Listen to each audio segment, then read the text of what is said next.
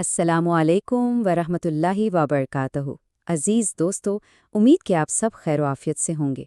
आदाब ज़िंदगी course level 1 के छठे सेशन में आपका इस्तकबाल है। आज के सेशन में हम सफ़र के आदाब जानेंगे। अब देखिए, सफ़र चाहे छोटा सा हो या कोई बहुत तवील मुसाफत, ये हमेशा अपने साथ कुछ नए तजुर्बात लेकर आता है ना। लेकिन क्या हमने कभी सोचा है कि एक आम से सफ़र को हम एक इंतहाई बाबरकत और महफूज रूहानी सफ़र में कैसे बदल सकते हैं?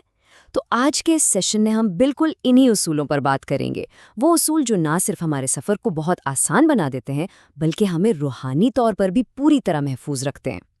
चलें, सबसे पहले देखते हैं कि आज हम किन किन मराहिल से गुजरने वाले हैं। हम इस पूरे मौजू को 5 हिस्सों में बांटेंगे। सबसे पहले सफ़र की तैयारी, फिर रवानगी के वक्त के उसूल, उसके बाद दौराने सफ़र के आदाब, फिर अगर रात का क़याम हो तो क्या किया जाए, और आखिर में घर वापसी के उसूल। बहुत ही दिलचस्प सफ़र होने वाला है। तो शुरुआत करते हैं हमारे पहले मरहले से, यानी सफ़र की तैयारी। कोई भी ज़बरदस्त सफ़र ना एक अच्छी प्लानिंग के बगैर अधूरा है। सबसे पहली और अहम बात यह है कि सफ़र के लिए हमेशा ऐसा वक्त चुनें जिसमें आपका ज़्यादा से ज़्यादा वक्त बच सके। और हाँ, अगर आप अकेले नहीं हैं, यानी एक से ज़्यादा लोग सफ़र कर रहे हैं, तो तंजीम साजी के लिए किसी एक को अमीर या लीडर मुकर्रर कर लेना चाहिए। इससे बड़े मसले हल हो जाते हैं। उसके अलावा अपने ज़रूरत का तमाम सामान, और ख़ास तौर पर अगर सर्दी का मौसम है तो गर्म कपड़े लाजमन अपने साथ रखें। ये छोटी छोटी बातें हैं, लेकिन बहुत काम आती हैं। तैयारी तो हो गई, अब आते हैं दूसरे मरहले पर, यानी सफ़र पर बाकायदा रवाना होना। जब आपकी तमाम तैयारियां मुकम्मल हो जाएं और बस घर की दहलीज पार करनी हो, तो यहाँ से सफ़र का एक बहुत ही खूबसूरत रूहानी पहलू शुरू होता है। उसूल ये है कि घर से निकलते वक्त और फिर इसी तरह जब सफ़र से वापस आएं तो कम से कम 2 रकात नफल नमाज ज़रूर अदा करनी चाहिए। ज़रा सोचिए, ये कितना ज़बरदस्त अमल है। ये आपके पूरे सफ़र को एक तरह से इबादत और शुक्रगुजारी के दायरे में ले आता है।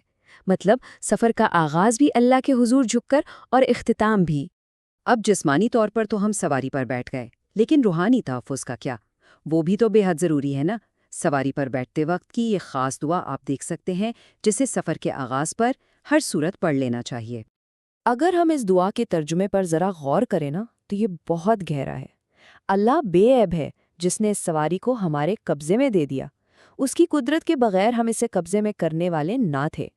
ये अल्फाज हमें एक बहुत बड़ी हकीकत याद दिलाते हैं। सवारी चाहे कितनी ही जदीद क्यों ना हो, लेटेस्ट मॉडल की गाड़ी हो या हवाई जहाज़, असल कंट्रोल और कुदरत सिर्फ़ और सिर्फ खालिक कायनात के हाथ में है। और सच पूछिए तो ये एहसास इंसान के अंदर एक कमाल की आजिज़ी और तवक्कल पैदा कर देता है। चलें, अब आगे बढ़ते हैं तीसरे मरहले की तरफ, दौराने सफ़र के आदाब। जब हम सफ़र में होते हैं ना, तो असल में हमारे रवैये और सब्र का टेस्ट हो रहा होता है। यहाँ 2 बातों का ख्याल रखना बहुत ज़रूरी है। पहला ये कि अपने साथ सफ़र करने वालों के आराम का मुकम्मल ख्याल रखें, क्योंकि देखिए, सफ़र की थकावट में इंसान को नरमी और हमदर्दी की ज़रूरत होती है। और दूसरा नुक्ता ये कि अगर रास्ते में कहीं रुकना पड़ जाए, तो हमेशा एक महफूज जगह का इंतखाब करें। यानी अमली एहतियात और इंसानी हमदर्दी, ये दोनों चीज़ें साथ साथ चलनी चाहिए। अच्छा, अब यहाँ एक बड़ा ही दिलचस्प सवाल ज़हन में आता है। रास्ते तो हमेशा सीधे और हमवार नहीं होते, कभी उतराई आती है तो कभी चढ़ाई।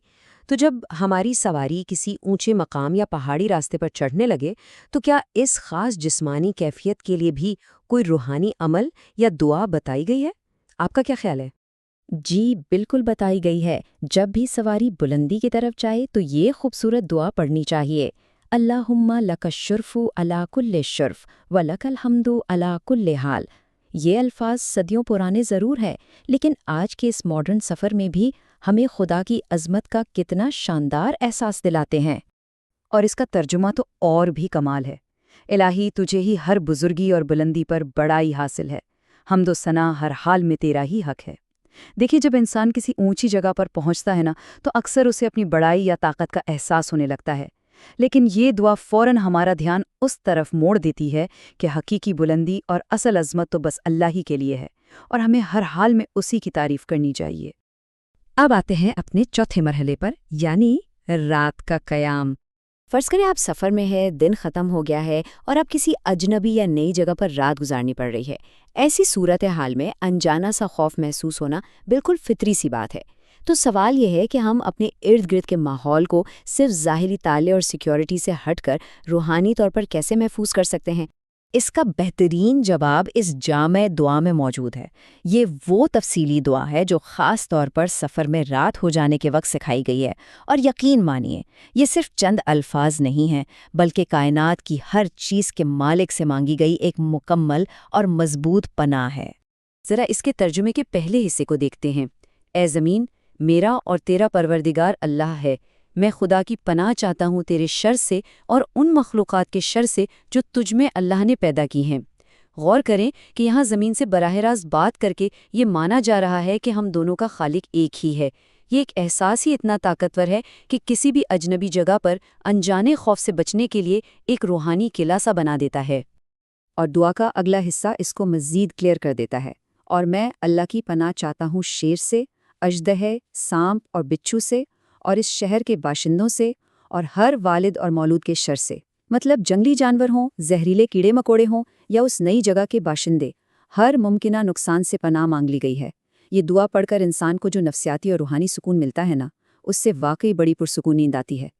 اور اب ہم پہنچ گئے ہیں اپنے سفر کے آخری مرحلے پر، یعنی گھر واپسی۔ سفر چاہے جتنا بھی شاندار اور مزیدار کیوں نہ رہا ہو، ہم سب جانتے ہیں کہ انسان کو اصل سکون تو اپنے گھر میں ہی آ کر ملتا ہے۔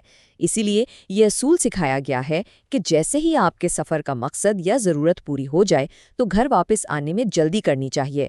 بلا وجہ اور بغیر کسی کام کے وہاں ٹھہرے رہنا کوئی پسندیدہ عمل نہیں مانا گیا۔ اور ہاں، جیسا کہ ہم نے شروع میں بات کی تھی، گھر پہنچ کر وہ 2 رکعت نفل ادا کرنا بالکل مت بھولیے گا۔